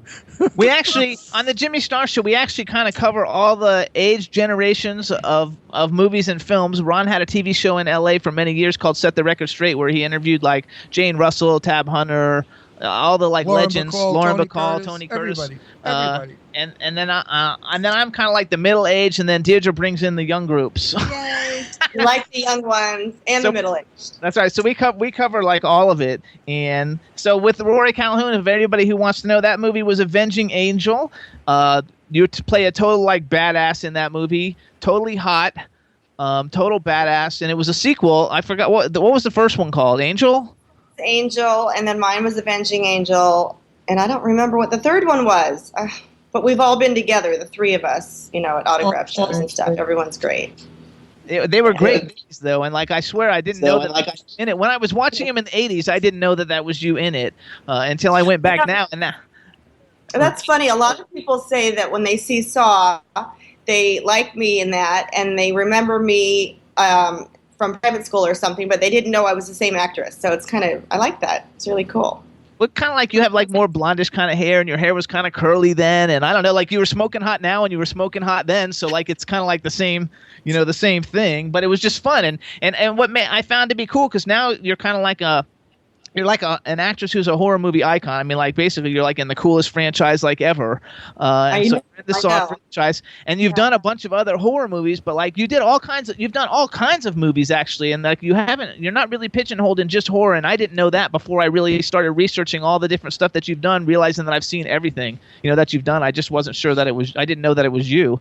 But I love the fact that you were super hot then, and you're still super hot. That's fabulous. So congratulations. She's not super hot. She's super sophisticated. Okay. Beautiful. She's not like a hot bleach blonde tomato with the knockers hanging out. She's sort of like soft and brunettish. And you should see her in private school, though. Yeah. Well, I do my best to stay classy, but it's fun. Yeah, class it's fun goes no matter along. what. Sleaze doesn't. Sleaze burns quickly. And you've done some really good horror movies, though, because I thought that Chain Letter movie with Nikki Reed, that was a really good movie. too. We both liked that one a lot. Hey, I loved it. So let's just talk. Ronald doesn't really like to talk about movies and stuff that much, as he just likes to talk about other things. So I want to just talk a little bit. Well, you know why? Because anything that we want to know about you, we can find on the computer. Because all of your interviews are, usually written for you or helped along to promote your work. I find that boring. I know that when I did my show, I never discussed their films. I discussed, like with Jane Russell, I said, what size bra were you in 1940? And she said 36B. That's it. And wait a second. Yeah, that's all she was. And she said, that's how I want to set the record straight. People said I was a 44 double D, and that's a lie. I'm not a cow. So I like to go for the stuff.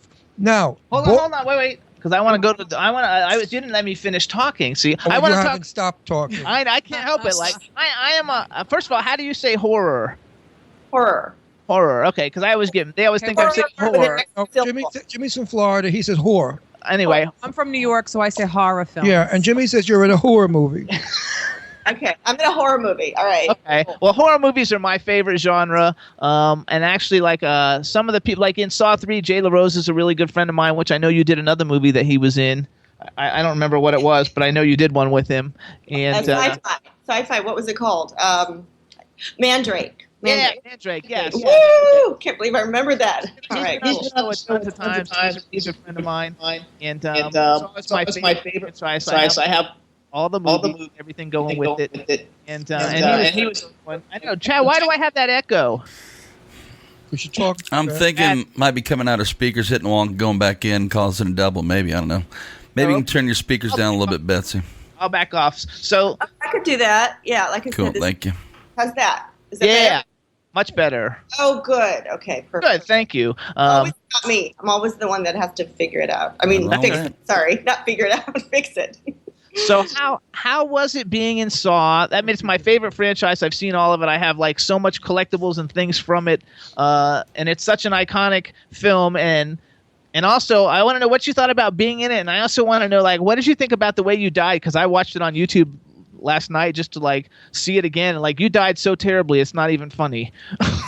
Well, you haven't seen all of them because it was kind of it was like coming around full circle with the mask. Yes. So, so that was really great. I got that, and I was really happy about that. Unfortunately, I did die. I wasn't happy about that, but it was just incredible being part of the franchise. The guys that put it together are just the best people in the world, and I was so happy for them that they hit it big and that I was part of it. And I just think it's a really smart film. I mean, it's really written so well, each one of them, and the fact that we put one out every single year, and I really thought it was special, unusual. I like the message. Appreciate your life.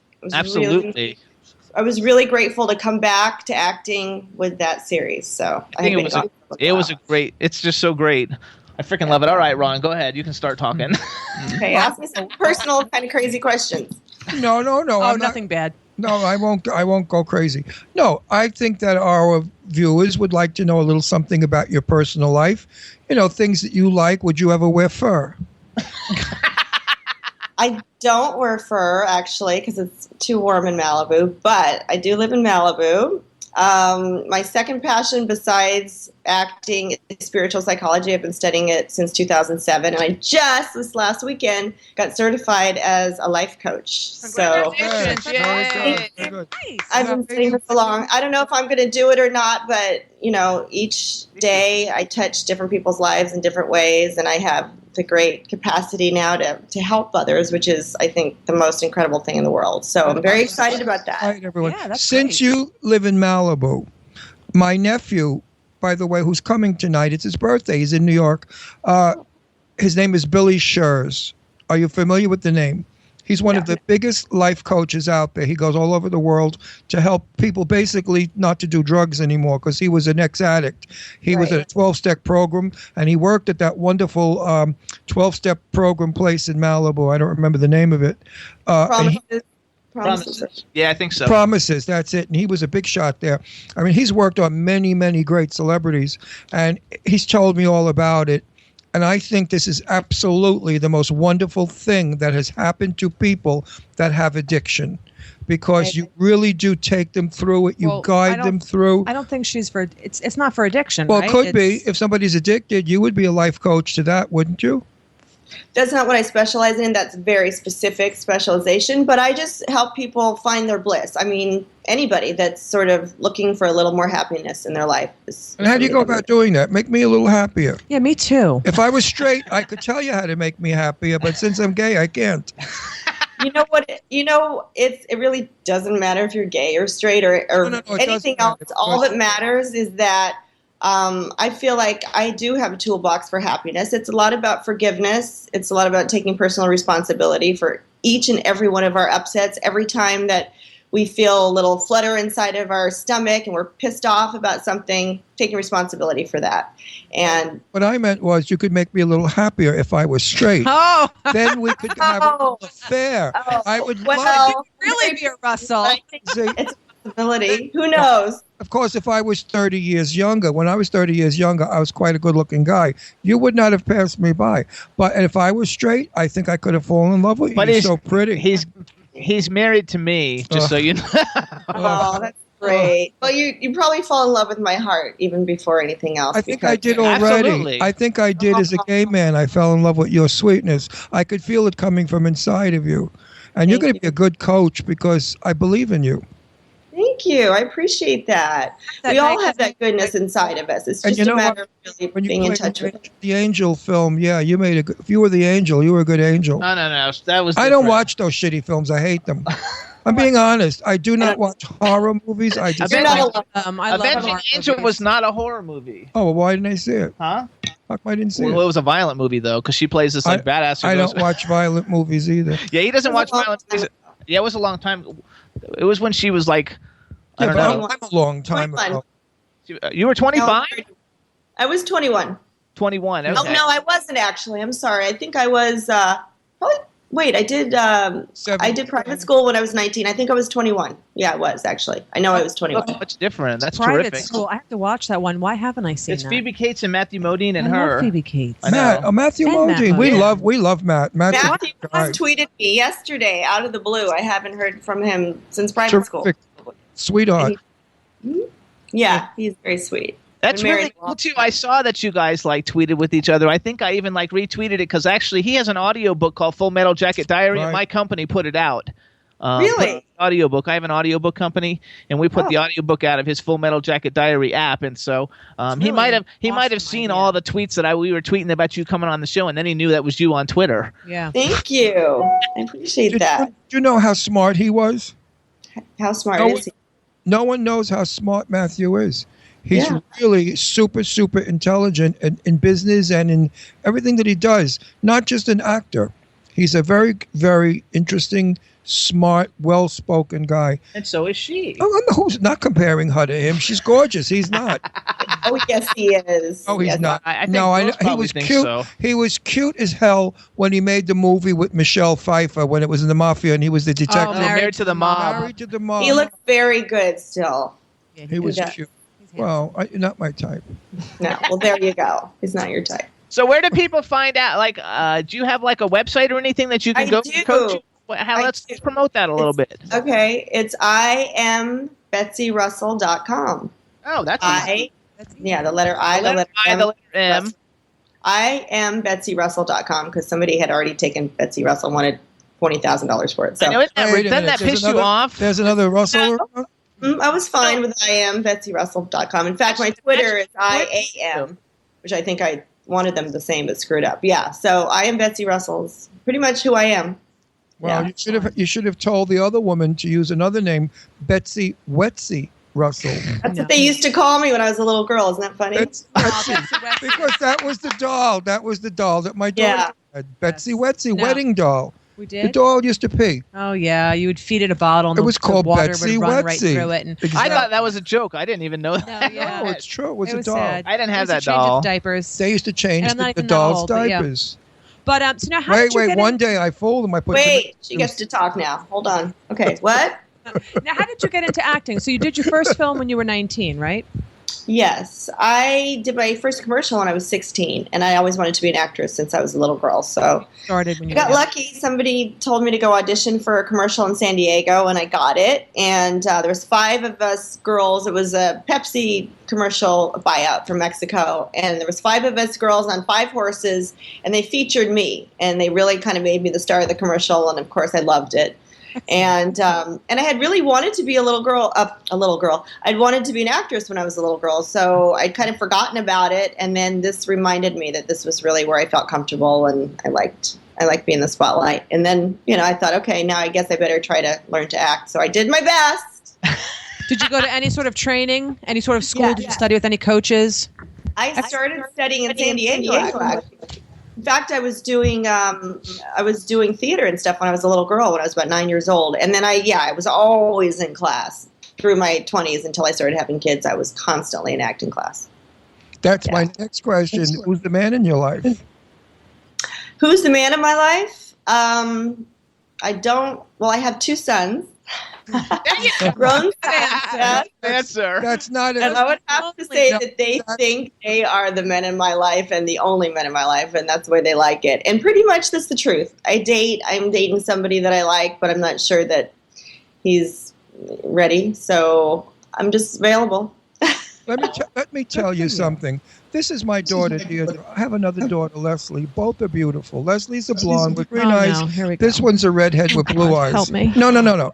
I cannot figure out why I see the ugliest women in the world pushing Because men baby. are intimidated by pretty let me girls speak. like Betsy, Let me Leslie, and I. speak. We're intimidated. Let me speak. I see you go to a club, ugly girls that are not so built well. All the cute guys are all over them. A beautiful girl is sitting there. She's playing with herself because nobody wants her. And you'd think that would actually bring somebody.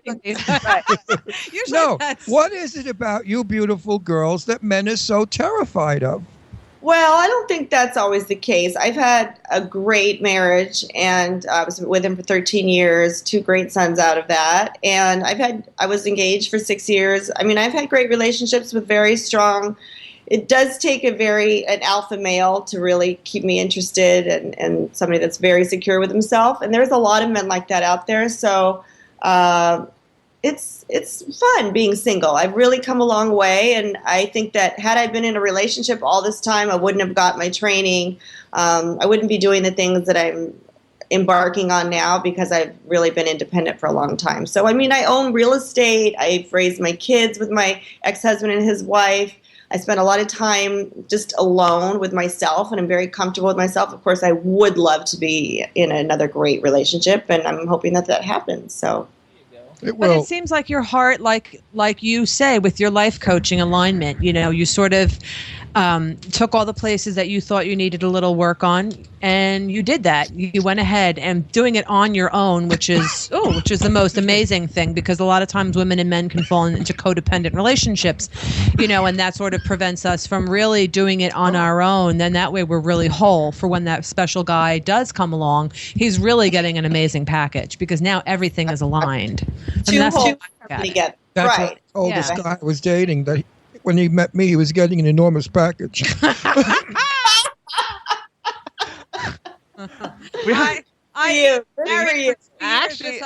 Actually, everybody in the chat room is talking about how they like, all the girls at least, and there's a lot of girls. Some of them I know because they've been on the show and they're like smoking hot also, and they're all saying the alpha male thing though. They like alpha males too. So that I do. And I don't even mind a little bit of control. I mean, some people hate controlling men. That's not even a trigger for me or a problem. I really like strong, masculine, successful men that are, funny and have a lot of time on their hands, because then they can take me traveling in fabulous places, which is really, I think, the next part of my life. I really want to see the world. I'm going to Europe in a couple weeks to visit my kids who are both going to school there. And I think that that's going to be a big part of the next part of my life. So I'm looking, and I'm sure I'll find something. Hit of traveling. I've been all over the world, and I absolutely love it. And I just got back from Sweden. I just got back from Sweden, and I just can't even express to people. Oh, you got to go to Sweden. It's great. Yeah. So beautiful there. But Planning where on in it. Europe are you going to go? I'm visiting my son. Well, this is an interesting story. My oldest son, Duke, is 22, just graduated from Southern Methodist, and he and I had a dream that he would get into Bristol Old Vic for acting because he decided he wanted to be an actor a couple years ago. So he was one of 14 kids in the world that did get in. So I'm going first to London to help him get situated and to have chills with him because we can't believe he got in. He hasn't had much training, really. And so I'm going there first, and then my younger son, who's 20 tomorrow, Vinny Van Patten, is going to semester abroad in Florence. So I'm going then to visit him in Florence, probably hit Rome, and then come home. Nice. So you've been in England and in Italy, two of my favorite places. Yeah, but unless I get swept somewhere else, we just never know, do we? What could happen? Now, your son's last name is Van Patten. Yes. Her ex-husband. So is that the Van Patten, the actor? Which one? Vincent Van Patten, the tennis. Yeah, that's my ex-husband. Right. Oh my God! I used to play tennis against him when I was a kid. 6 degrees. Probably at my house. No, not at your house, but like that's kids together. Yeah. He's a famous tennis player. He was back in the day. Yes. Well, he was a famous actor too. He was the Bionic Boy on $6 Million Man. Correct. And now he's a host on the World Poker Tour. Yeah, so I won't plug him. He gets enough plugging, but yeah. And he's on the Beverly Hills, Housewife of Beverly Hills with his wife, Eileen Davidson, and my kids are on that sometimes as well. So our lives are pretty much up. Young and the Restless? Yeah, she's the new Beverly Hills last week we had John Barrowman on, and he was on Young and the Restless, or As the World. No, he was on As the World Turns, but he was married to somebody from. Yes, that was Eileen's ex-husband that you had on. Yeah. So it's so funny. That was our most listened to show we've ever had. It had over 3 million hits and it had almost 300,000 just on SoundCloud. Really? We're gonna have you meet it. Cute guy. How do you feel about your kids moonlighting on Real Housewives of Beverly Hills? You know, my older son, who wants to be the actor, at first didn't want to do reality TV. He's been offered some other things, and he just said, I want to get my training, and I want to be a real actor. My younger one is in journalism, and he wants to be a serious broadcaster, probably.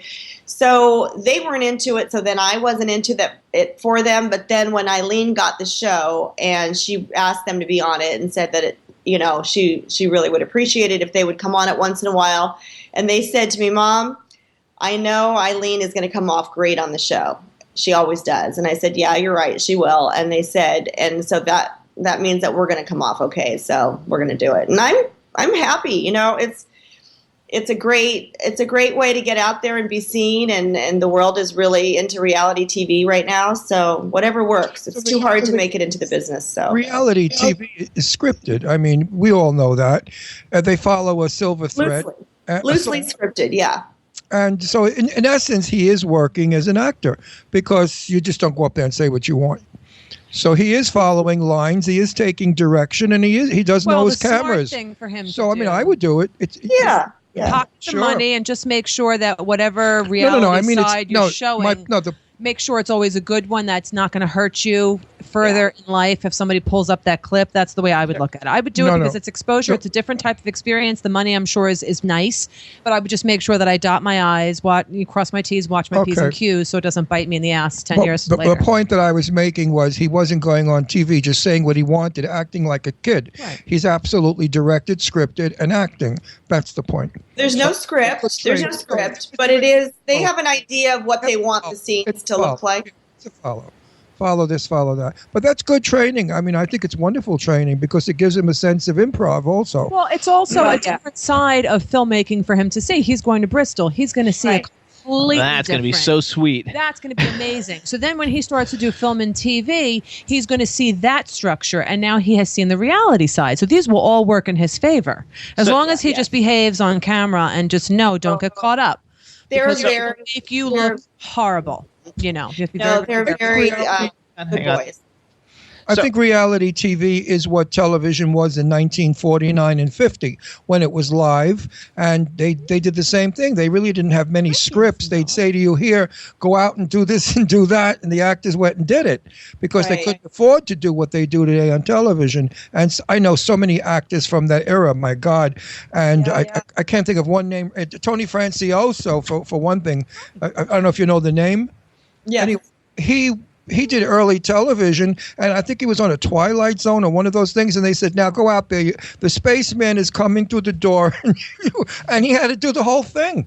Yeah. Wonderful training. Wonderful. Yes, So- exactly. So we have like 2.5 minutes left. How about for your future of acting? You're still acting because you have a bunch of movies that just got done recently. Creatures. I of haven't done anything lately. Last thing I did was a play. I did a play in Hollywood a year ago. Yeah.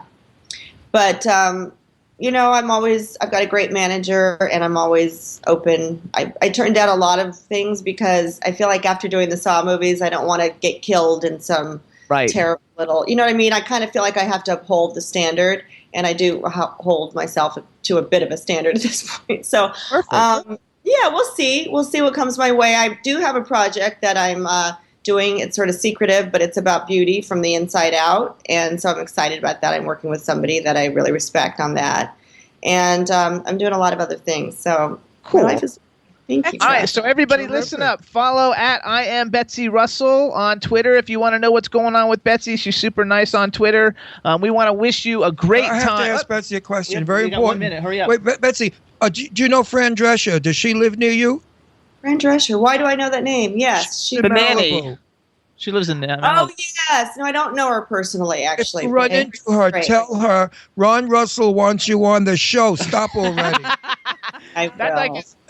We all have our personal. She got married recently. She's probably busy with her family. Yeah, she got married. I've had Lainey Kazan on. I've interviewed everybody from that goddamn show except her from the You'll nanny. get when you stop wanting her. Yeah, Oh, that's true. Right. I bet you're right. That's good. I So forget love about her. it. She comes from the town where I came from. We grew up in the same town. Okay, so hold on. Let's go back. I don't want you on the show anymore. Everybody follow at I am Betsy Russell. We hope you have a terrific time with your sons going to school. I'm sure they'll be very successful. Have a fun, great time. Anytime you have anything you want to promote, please, we'd love to have you back. You've been fabulous, and we want to thank you for coming on the Jimmy Star Show. And thank you for making my screen so beautiful. Yes. Thanks, guys. Have a great day. Thanks, Bye, Betsy. honey. Bye-bye. Bye. Bye now. That's awesome. What She a is so pretty gorgeous. girl. What a sweetheart. Pretty girl. Hey, everybody. So, that's really, really cool. It's going to be a lot of fun. Chad, are you there? I am here. All right, we want to thank everybody in the chat room. You guys have been fabulous. Next week, we have Samantha Newer coming on. She's the original Gem from Gem and the Holograms. Should be a lot of fun. I think it's going to be a lot of fun. Chad, we want to thank you. You've been super great. And everybody in the chat room, you guys rocks. We want to thank you for tuning in. We're going to have a great show next week. Make sure you guys tune in to everything that we got going on and check out JimmyStarsWorld.com. See you next week. Bye, Talk to you next everybody. week. Bye, everybody. Sitting down and designing, where every man never thinking, what are we gonna be wearing? Yo, I'm a Liverpool MC, you can't test me. Big up the girls inside the party. Let's get down to crazy Jimmy. Big up myself, known as Alfie, the one and only, the Turkish MC. Always love the clothes of Jimmy.